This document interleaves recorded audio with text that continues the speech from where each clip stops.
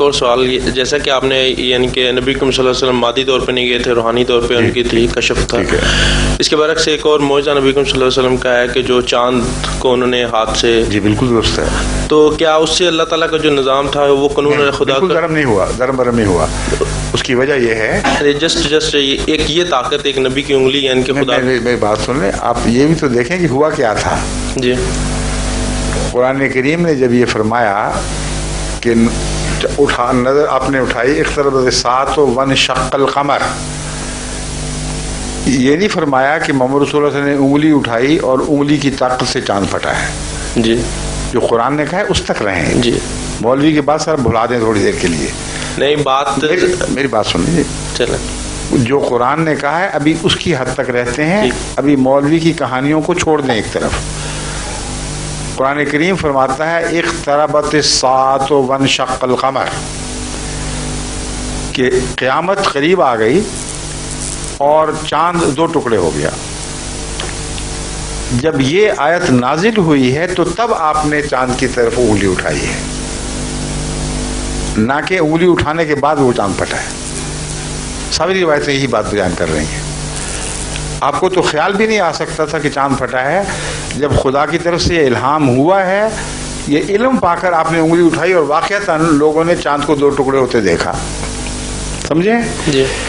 اب سوال یہ ہے کہ کیا واقعتاً چاند دو ٹکڑے جسمانی طور پر ہوا تھا یا ایک کشف تھا؟ یا تیسرا سوال یہ ہے کہ کیا واقعتاً دوسرے لوگوں کو بھی دکھائی دیا تھا اور کشف نہیں تھا بلکہ کوئی اور طریق تھا کہ چاند دو ٹکڑے دکھائی دیا ہو مگر واقعتاً دو ٹکڑے نہ ہوا ہو؟ یہ تین امکانات ہیں. ٹھیک ہے. ان تینوں امکانات میں سے میرے نزدیک جو آخری بات میں نے کی ہے وہی واقعہ ہوا ہے. اس کی وجہ یہ ہے کہ تمام دنیا کے سائنسدان اس بات پر متفق ہیں کہ چاند 1400 سال پہلے تو کیا، جب سے زمین اور کائنات بنی ہے کبھی بھی بیچ میں سے پھٹ کر الگ نہیں ہوا. اور اگر ایسا ہوتا تو قیامت پہلے ہی آ چکی ہوتی. 100% اہل علم کی گواہی یہ ہے اور قرآن سچا ہے. اس لیے وہ تعبیر قرآن کی کرنی پڑے گی جس سے اہل علم کو مجبور کریں کہ قرآن کی گواہی کو مانیں اور کائنات میں رکھنا نہ مانے اس کے باوجود ثابت کیا جا سکتا ہو. بس اس پہلو سے جو میں نے تحقیق کی ہے اس کی روح سے صورتحال یہ بنتی ہے کہ ایک تو حضرت مسیح علیہ السلام کی تحقیق کا خلاصہ یہ ہے کہ یہ جو واقعہ ہے یہ اہل عرب نے لازماً دیکھا ہے. اگر نہ دیکھا ہوتا تو اسی وقت قرآن کو چھوڑ کر اس کو کہہ دیتے کہ یہ دیکھو جھوٹ بولا اور کوئی واقعہ نہیں ہوا.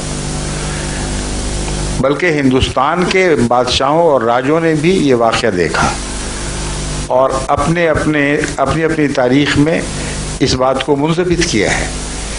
بس چاند کے پھٹنے کو دیکھنا کسی ایک اکیلے عرب کے ساتھ، ایک ملک عرب کے ساتھ وابستہ نہیں، دوسرے ملکوں نے بھی اس کی تائید میں گواہی دی ہے. اور دو ہی ملک ہیں جن کی گواہی ہے، ایک عرب کی اور ایک ہندوستان کی. ٹھیک ہے جی. ان دو ملکوں سے ضرور تعلق ہے چاند کا، اور باقی جگہ دنیا میں کہیں گواہی نہیں ملتی. جو اہل علم اعتراض کرتے ہیں وہ یہ بھی کرتے ہیں کہ چاند نے اگر پھٹنا تھا تو کیا صرف عرب کو دکھائی دیا، صرف ہندوستان کو دکھائی دیا، باقی ساری دنیا کو کیوں دکھائی نہیں دیا؟ کیوں لوگوں نے ریکارڈ نہیں کیا یہ واقعہ؟ اور سائنس کی روح سے ویسے بھی ناممکن ہے. تو اب میں آپ کو دوسرا حل بتاتا ہوں. انہی سائنسدانوں نے یہ بات ثابت کر دی ہے تحقیق کے دوران کہ ڈائناسورس جو کسی وقت اس دنیا کے مالک تھے اور ساری سطح زمین پر چھائے ہوئے تھے، ان کی موت ایک ایسے واقعہ سے ہوئی ہے جس کے نتیجے میں زمین کے بیچوں بیچ شمال سے جنوب تک ایک بادل اٹھا ہے اور اس نے دور دور تک جب کو بھر دیا، اور ایک لمبے عرصے تک اس بادل کے اثر کی وجہ سے جو خوراک کا نظام تھا وہ درم برم ہو گیا اور ڈائناسور بھوکے مر گئے تھے. اب جو بادل ابھی بھی آج کل کی جو نئی تحقیق ہے، یہ میں مضامین پڑھتا رہتا ہوں، ابھی کچھ عرصہ پہلے میں نے ایک رسالہ مضمون پڑھا اور میں حیران رہ گیا دیکھ کر کہ انہوں نے وہ لکیر اور اس کے آثار باقیہ دریافت کر لیے ہیں، کیونکہ چاند سے ایک بہت بڑا میٹیور گرا تھا جس میں ایریڈیم میٹل شامل تھی اور بعض مولیبڈینم وغیرہ بعض ایسی ریئر میٹل شامل تھیں کہ جو ابھی تک اس لائن پر موجود ہیں، اور اس علاقے کے پانی کا زمین تک اگر آپ تجزیہ کریں تو اس گرنے والے بہت عظیم آسمان کے ٹکڑے کا آج تک نشان موجود ہے۔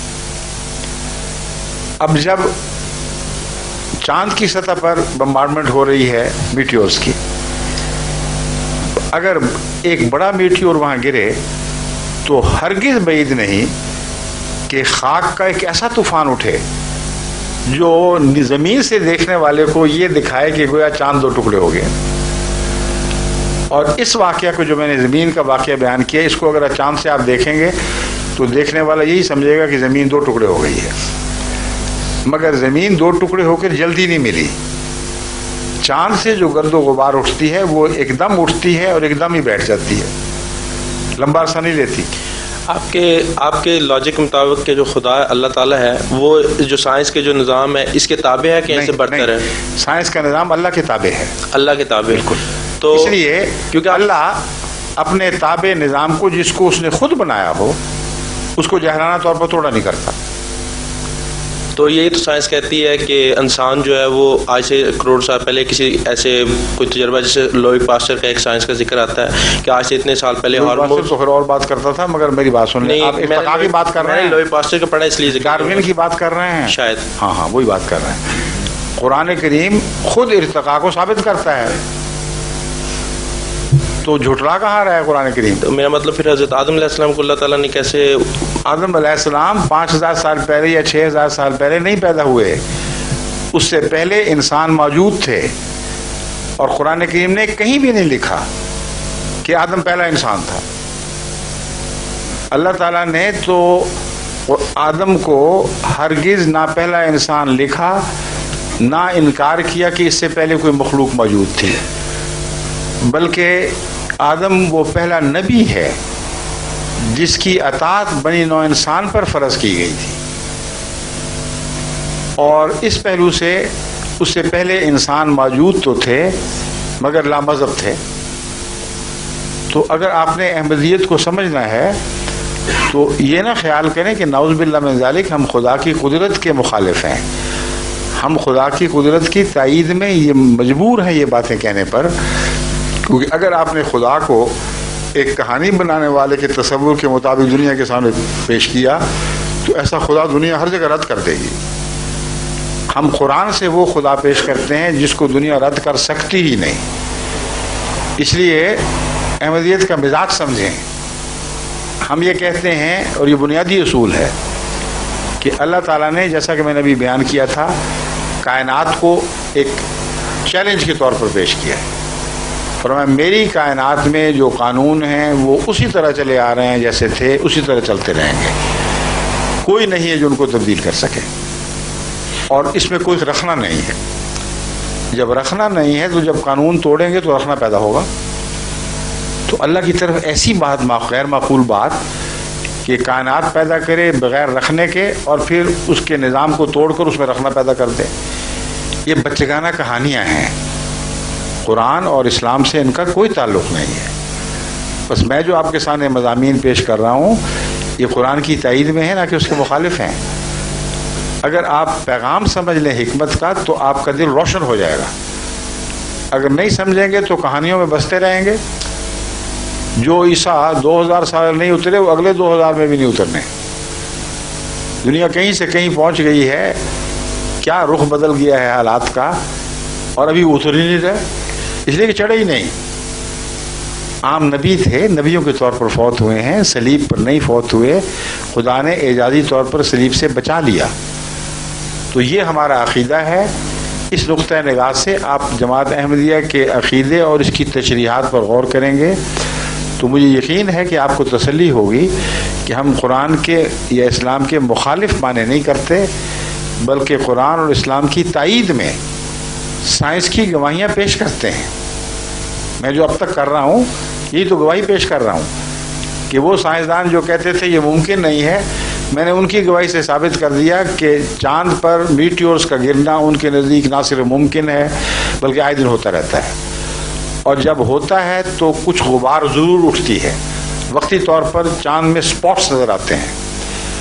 اگر زمین کی طرح اتنا بڑا میٹیور گرا ہو جس نے شمال سے جنوب تک سمندر کو 2 ٹکڑے کر دیا، تو چاند کے اوپر کیا گرد و غبار کا ایسا طوفان نہیں اٹھے گا کہ دیکھنے والا سمجھے کہ 2 حصوں میں ٹوٹ گیا ہے، اور پھر وہ بیٹھے گا یا بکھر جائے گا طوفان تو ایک چاند جڑا ہوا دوبارہ دکھائی دے گا.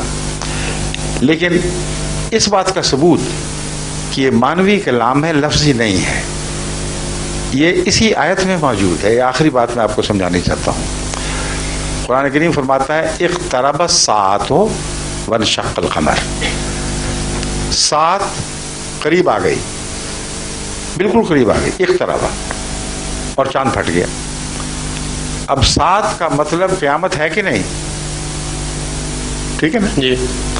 مولوی جو لفظی ترجمے کے قائل اور اس پر اصرار کرتے ہیں، آپ ان سے پوچھئے تو صحیح کہ ساعت کا مطلب قیامت ہے کہ نہیں؟ کہیں ہاں. ان کو کہو تو پھر قرآن نعوذ باللہ جھوٹا ہے، کیونکہ قرآن تو کہتا ہے چاند کے پھٹنے کے ساتھ ہی قیامت آ جانی چاہیے تھی. کہاں آئی قیامت؟ 1400 سال ہو گئے ہیں، گئی کہاں وہ قیامت؟ کوئی جواب دیں تو مجھے بھی بتائیں. ایک اور سوال سر. نہیں، ایک جواب ختم ہو جائے. اس بات کا قطعی ثبوت ہے کہ لفظی ترجمے کرنے جائز نہیں ہیں.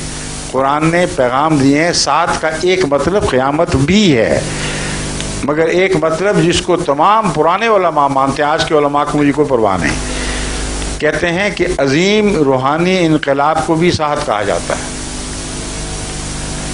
بس اقتربت الساعۃ سے مراد یہ تھی کہ چاند کا 2 ٹکڑے ہونا اس بات کی قطعی دلیل ہے کہ جو روحانی انقلاب تیرے ذریعے برپا ہونا تھا اس کا وقت آ پہنچا ہے. اور چاند کس کا نشان تھا؟ عرب کا. یہ بھی مولوی بھول جاتے ہیں. چاند کا پھٹنا ظاہری یا کشفی ہونے کے لحاظ سے معنی نہیں رکھتا، اصل اس وجہ سے معنی رکھتا ہے کہ عربوں کی بادشاہت کا نشان چاند تھا. چاند پھٹ گیا کا مطلب ہے کہ عربوں کی حکومت ختم، شرک اب اڑ گیا یہاں سے، اور محمد رسول اللہ کی آنے والی لائی جانے والی قیامت اب برپا ہو کے رہے گی. یہ واقعہ آپ کی زندگی میں ہو گیا کہ نہیں ہوا؟ تو جو چیز واقعتاً سچی ہوئی وہ لفظی ترجمے سے نہیں ہوئی، وہ معنوں سے ہوئی. میں سوال کر سکتا ہوں؟ جی فرمائیے. ایک